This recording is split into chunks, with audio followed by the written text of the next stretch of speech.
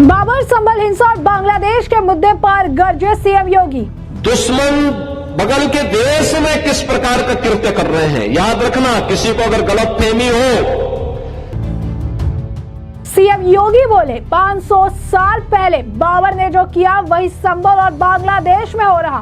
500 वर्ष पहले बाबर के एक सिपह सालार ने जो कुंभ अयोध्या में किया था, जो काम संभल में किया था और जो काम आज बांग्लादेश के अंदर हो रहा है, तीनों की प्रकृति, तीनों का डीएनए एक जैसा है। संभल, अयोध्या और बांग्लादेश में हिंसा करने वालों का डीएनए एक, सीएम योगी। नमस्कार, मैं अंजलि मिश्रा, स्वागत है आप सभी का डॉन न्यूज में। उत्तर प्रदेश के मुख्यमंत्री योगी आदित्यनाथ ने प्रदेश का माहौल बिगाड़ने के लिए विपक्ष पर जमकर निशाना साधा और इस दौरान वह समाज को बांटने वालों पर जमकर बरसे और एक साथ रहने की हिदायत भी दे डाली। योगी आदित्यनाथ ने रामकथा पार्क में रामायण मेला का उद्घाटन करते हुए कहा कि भगवान राम ने इस समाज को जोड़ने का काम किया था। उन्होंने पूरे समाज को जोड़ा था, सबको जोड़ा था। अगर हमने जोड़ने के लिए कार्य को महत्व दिया होता तो सामाजिक विदेश को आगे बढ़ाने और समाज को तोड़ने के दुश्मनों की रणनीति को सफल ही नहीं होने देते। ये देश कभी गुलाम ही नहीं होता, हमारे तीर्थ स्थल अपवित्र नहीं होते। उन्होंने कहा कि अगर हमने ऐसा किया होता तो चंद मुट्ठी भर आक्रांता आकर हमारे भारत पर कब्जा का दुस्साहस नहीं कर पाते। भारत के वीर योद्धा उन्हें रौंद डालते, लेकिन सामाजिक एकता में बाधा पैदा करने वाले लोग सफल रहे और उन्हीं के मंसूबों वाले जिन आज भी हैं जो जाति के नाम पर राजनीतिक कर सामाजिक ताने बाने को छिन्न भिन्न करने की कोशिश करते हैं। क्या कुछ और कह रही है सीएम योगी आदित्यनाथ, जरा एक बार आप खुद सुनिए। यह है राम का आदर्श और इसीलिए आज जब हम सब यहां पर आए हैं, भगवान राम ये सब करने में इसलिए सफल रहे क्योंकि उन्होंने जोड़ा था, पूरे समाज को जोड़ा था, सबको जोड़ा था। ये जोड़ने के कार्य को अगर हमने महत्व दिया होता, सामाजिक विदेश को आगे बढ़ाने और समाज को तोड़ने की समाज के दुश्मनों की रणनीति को सफल नहीं होने देते, ये देश कभी गुलाम नहीं होता, हमारे तीर्थ अपवित्र नहीं होते। चंद मुट्ठी भर आक्रांता आकर के भारत को पद्दलित करने का दुस्साहस नहीं कर पाते। भारत के वीर योद्धाओं ने रौंद डालते, लेकिन हमारी आपसी एकता में बाधा पैदा करने वाले लोग वे सफल रहे और उन्हीं की जो जीन्स है वे आज भी हैं, जो जाति के नाम पर राजनीति करके सामाजिक ताने बाने को छिन्न भिन्न करने का प्रयास कर रहे हैं। दुश्मन बगल के देश में किस प्रकार का कृत्य कर रहे हैं, याद रखना। किसी को अगर गलतफहमी हो, 500 वर्ष पहले बाबर के एक सिपह सालार ने जो कुंभ अयोध्या में किया था, जो काम संभल में किया था और जो काम आज बांग्लादेश के अंदर हो रहा है, तीनों की प्रकृति, तीनों का डीएनए एक जैसा है। गलतफहमी में मत रहना। अगर कोई ये मानता है कि वो बांग्लादेश में हो रहा है तो यहां भी बांटने वाले तत्व उनके लिए बेट बन करके खड़े हो रखे हैं, पहले से खड़े हैं। वे समाज के सामाजिक ताने बाने को छिन्न भिन्न कर रहे हैं, सामाजिक एकता को तोड़ करके, आपको बांट करके फिर काटने का और कटवाने का पूरा इंतजाम भी कर रहे हैं।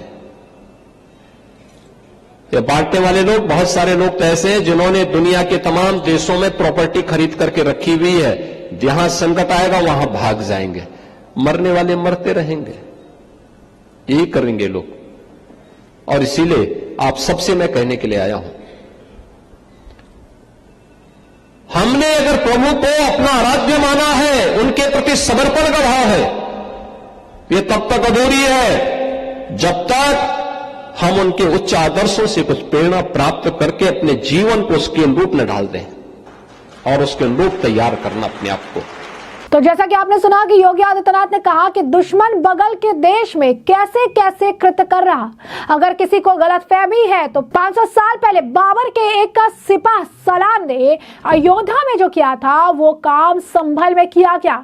जो काम आज बांग्लादेश में हो रहा, तीनों की प्रकृति, तीनों का डीएनए एक जैसा है और इसीलिए गलतफहमी में मत रहना। उन्होंने कहा कि अगर कोई ये सोचता है कि बांग्लादेश में हो रहा तो बता दूं कि यहाँ भी बांटने वाले तत्व मौजूद हैं जो पूरी तैयारी के साथ पहले से खड़े हैं। वे सामाजिक एकता को तोड़कर आपको बांटकर काटने और बंटवाने का पूरा इंतजाम करके बैठे हैं। इन लोगों ने दुनिया के तमाम देशों में प्रॉपर्टी खरीद कर रखी है और जब भी भागने का समय आएगा ये भाग जाएंगे और मरने वाले मरते रहेंगे, उन्हें ये पीछे छोड़ देंगे। तो इसे अगर आप देखेंगे तो संभल हिंसा को लेकर लगातार योगी सरकार सख्त है, लगातार योगी आदित्यनाथ एक्शन मोड में है और किसी भी तरीके से किसी को भी बख्शने के मोड में नजर नहीं आ रहे हैं। सीएम योगी द्वारा कड़े और अगर आप कहेंगे अहम कदम उठाए जा रही है। बांग्लादेश के मामले को लेकर भी सीएम योगी जो है कई बार कई मंचों से बयान देते रहे हैं। कटेंगे तो बटेंगे, बटेंगे तो कटेंगे, एक रहेंगे तो नेक रहेंगे, एक रहेंगे तो सेफ रहेंगे, ये नारा योगी आदित्यनाथ जो है देते आए हैं।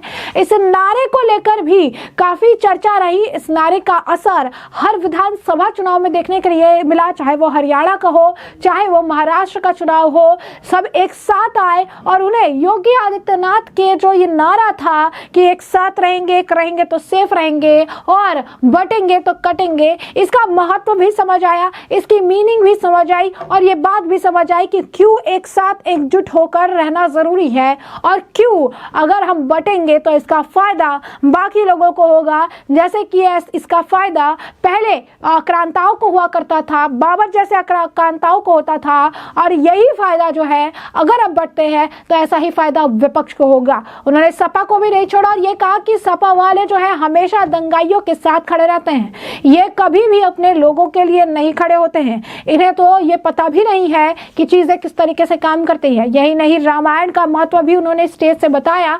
रामायण को लेकर भी उन्होंने काफी सारी चीजें कही और उन्होंने एक कवि का जिक्र करके भी बताया कि जब तक हमारी आस्था भगवान राम, भगवान श्री कृष्ण और भगवान शिव में है तब तक भारत एक है, श्रेष्ठ है, सर्वश्रेष्ठ है और इसे कोई भी तोड़ नहीं सकता। क्या कुछ और कहना है सीएम योगी का, जरा सुनिए। प्रभु का फिर से राम मंदिर में विराजमान हुआ है, वे फिर से वहां पर प्राण प्रतिष्ठित हुए हैं। आयोजन अयोध्या में था लेकिन उत्सव पूरे देश के अंदर थे, पूरी दुनिया के अंदर थे। हर सनातन धर्मावलंबी 22 जनवरी 2024 को हर सनातन धर्मावलंबी गौरव की अनुभूति कर रहा था, प्रफुल्लित था, आनंद की अनुभूति कर रहा था, भाव विभोर था। इस बात के लिए भाव विभोर था कि हमारे पूर्वज जिस कार्य को अपने भौतिक चक्षु से नहीं अनुभव कर पाए, देख पाए, वह हम लोग आज देख रहे हैं, प्रत्यक्ष भी और परोक्ष रूप से भी। दृश्य श्रव्य माध्यमों से उन्होंने उस दृश्य को अपनी आंखों के सामने देखा, सुना और उससे आनंद विभोर होकर के उस कार्यक्रम के साथ जुड़े थे।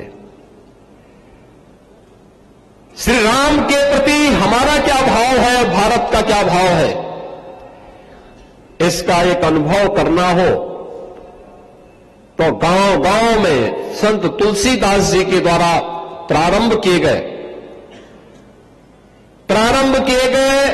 रामलीलाओं का आयोजन और रामलीलाओं के आयोजन के माध्यम से उसकी लोकप्रियता इसका एक उदाहरण है।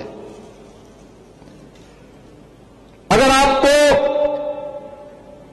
प्रभु राम के प्रति सनातन धर्मावलंबियों के मन में क्या भाव है इसका अनुभव करना है तो 1990 के दशक के दौरान जब दूरदर्शन ने रामायण सीरियल प्रस्तुत किया था, क्या दृश्य होता था। कौन ऐसा भारतीय था, कौन ऐसा सनातन धर्मावलंबी था और कौन ऐसा भारतीय था जो रामायण सीरियल को देखने के लिए अपना 1 घंटे का समय आरक्षित करके बैठ न जाता हो। तब टेलीविजन इतने नहीं थे, लेकिन लोग दूर दूर तक जाकर के देखने के लिए जाते थे। ये प्रभु राम के प्रति भारत की सनातन श्रद्धा का प्रतीक है, और इसीलिए तो हम कहते हैं, बार बार कहते हैं कि भारत की परंपरा तो उस परंपरा को मानती है कि जाकी प्रिय न राम वैदेही तजिए ताहि कोटि बैरी सम यद्यपि परम स्नेही। जिसके मन में भगवान राम के प्रति, मां जानकी के प्रति श्रद्धा का भाव नहीं है, उनके प्रति समर्पण का भाव नहीं है, और कितना भी प्रिय क्यों न हो, उसको एक कट्टर दुश्मन की तरह त्याग देना चाहिए, छोड़ देना चाहिए। और इसीलिए तो 1990 के दशक में राम भक्तों ने नारा लगाया था। तब वेदांती जी भी बहुत जवान थे, अब तो बुजुर्ग हो चुके हैं, लगभग 100 साल के हो चुके हैं। तो अब तो उनके मुंह से बोला नहीं जाता है, देखा नहीं जाता है, लेकिन पहले उस समय जब जवान थे नारा ये लगाते थे कि जो राम का नहीं हमारे किसी काम का नहीं।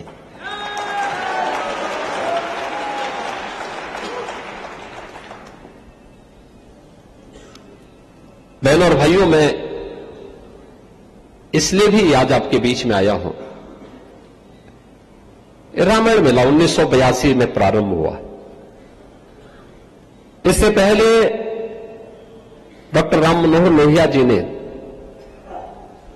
देश के भी अलग अलग भागों में कुछ रामायण मेले प्रारंभ कराए थे, आयोजन प्रारंभ किए थे, रामायण उत्सव के कार्यक्रम प्रारंभ कराए थे। डॉक्टर राम मनोहर लोहिया इसी अयोध्या जनपद की, आज के अंबेडकर नगर जनपद में उनका जन्म हुआ।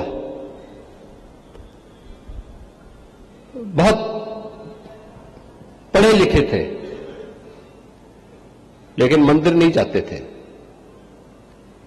प्रवृत्ति से सोशलिस्ट थे, समाजवादी चिंतक थे। उन्होंने कहा था, जब उनसे एक बार पूछा गया कि इतनी विषमता के बावजूद उत्तर से दक्षिण, पूरब से पश्चिम, रंग रूप, भेष भाषा, खान पान, रहन सहन सब कुछ अलग अलग होते हुए भी भारत एक कैसे है? तो डॉक्टर राम मनोहर लोहिया ने उस पत्रकार को बहुत गौर से देखा और कहा, एक ही बात कही। उन्होंने कहा, याद रखना, मैं मंदिर नहीं जाता, लेकिन मेरा यह दृढ़ विश्वास है, जब तक भारत की आस्था भारत की 3 आराध्य देवों के प्रति, श्री राम, श्री कृष्ण और भगवान शिव के प्रति, जब तक इसकी आस्था बनी रहेगी, तब तक भारत का कोई बाल बांका नहीं कर पाएगा। तो जैसा कि आपने सीएम योगी आदित्यनाथ को सुना, उन्होंने साफ तौर पर जो है बताया है कि भारत जो है हमेशा एक रहेगा, अखंड रहेगा। और सबसे बड़ी चीज है कि भारत के लोग, अब भारतीय जो है समझ गई हैं कि एकता में कितनी पावर है, और ये समय की जो है डिमांड भी है। और उन्होंने ये भी कहा कि बांग्लादेश और संभल हिंसा में जो चीजें देखने के लिए बढ़ रही है, जो लोग बाबर से राब्ता रखते हैं, जिस तरीके से संभल में हिंसा हुई, जिस तरीके से बांग्लादेश में चीज हो रही है, ये सभी करने वालों का डीएनए एक है, डीएनए इन सब का सेम है। ये बात जो है अब समझ आने लगी है, कोई भी अलग नहीं है। तो ऐसे में हमने आपको जो पूरा मामला विस्तार से बताया, योगी आदित्यनाथ को भी आपने सुना है। और ऐसे में इस मामले पर अब आपकी भी जो राय हो, हमें कमेंट सेक्शन में कमेंट करके जरूर से जरूर साझा करिएगा। धन्यवाद।